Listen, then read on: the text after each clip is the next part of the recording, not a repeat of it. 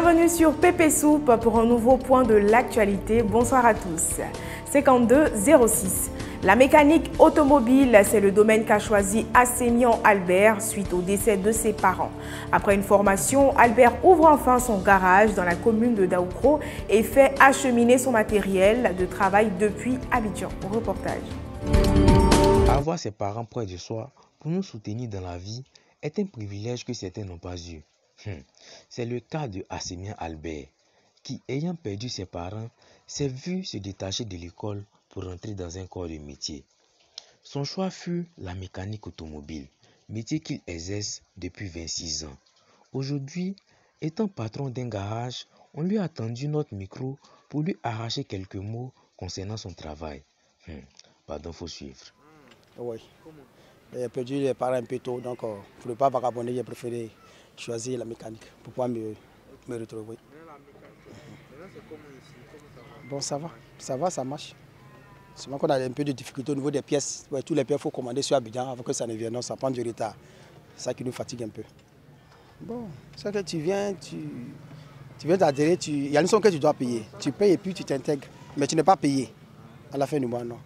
La formation, si c'est 5 ans, tu mets tes 5 ans, tu t'en vas. Si c'est 10 ans, tu finis, tu t'en vas. C'est un peu ça. S'ils ne sont pas payés, c'est les parents qui s'occupent d'eux. C'est comme ça que moi j'ai commencé aussi.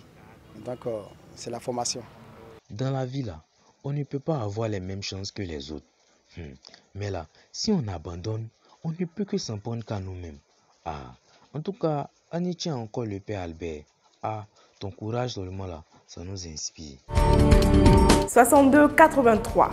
Toujours dans la même thématique, mais cette fois-ci, penchons-nous sur la mécanique motocycle. Pour celui qu'on surnomme le Ghost Rider, les motos n'ont plus de secret. Ce n'était pas le grand amour entre Koné Aboubakar et les bancs de l'école, ce qui a entraîné son insertion dans ce domaine d'activité. Reportage. Koné Aboubakar, le Ghost Rider de Daoukro, l'homme qui n'a pas peur de moto. Lui là, c'est le chirurgien des motos à Daoukro ici. Comment ça a commencé? Je t'explique. Avant là, il partait à l'école, mais eux là, les papas là, quand ils ne voient rien trop là, lui il te met directement dans un métier. Genre lui là, c'est chap quoi.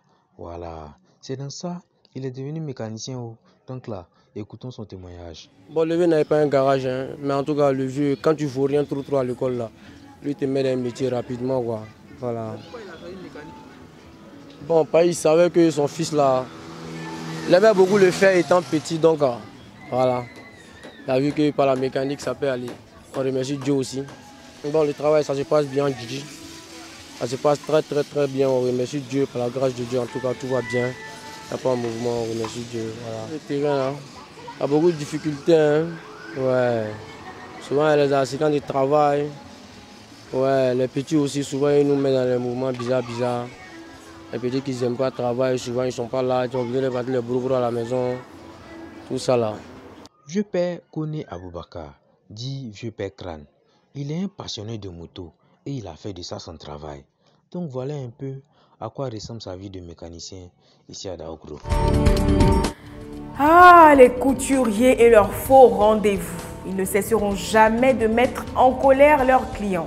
Aujourd'hui encore, plus d'une semaine après la fête de Tabaski, plusieurs de nos frères et sœurs musulmans n'ont toujours pas retiré leurs vêtements de fête. Ce reportage que vous allez visualiser illustre bien des scènes courantes en période de fête. 60, 66, 76. Voilà quelques jours maintenant que la fête de Tabaski est finie. Mais là, il y a encore des personnes qui n'ont pas encore reçu leur basin pour cause les faux rendez-vous. C'est-à-dire que cette affaire-là, tant qu'on n'a pas encore frappé les couturiers là, ils ne vont pas arrêter. On s'est rendu dans l'atelier de Siloué Kaki Suleiman à Ferké, dans le nord du pays. Il nous a donné les raisons des faux rendez-vous. Pour m'écouter. Il n'y a pas de travail. Donc, généralement, souvent, quand les femmes là viennent, souvent il y a un peu de faux rendez-vous, tu as vu, non? Mais souvent on arrive à se comprendre, tu as vu, non?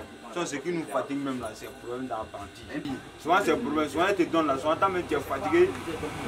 Elle va te forcer pour te donner ta vie. Souvent qu'est-ce qu'elle te donne là, après là, souvent arrivé à un certain moment là, tu sais le travail là, ça va pas souvent là, le corps a besoin de repos. Donc tu es obligé de donner faux rendez-vous souvent. C'est que si ça va, comme on est ensemble, ça fait des années avec les femmes au travail. Donc voilà, c'est ça qu'est Sao. Et puis c'est ça qu'elle a aussi.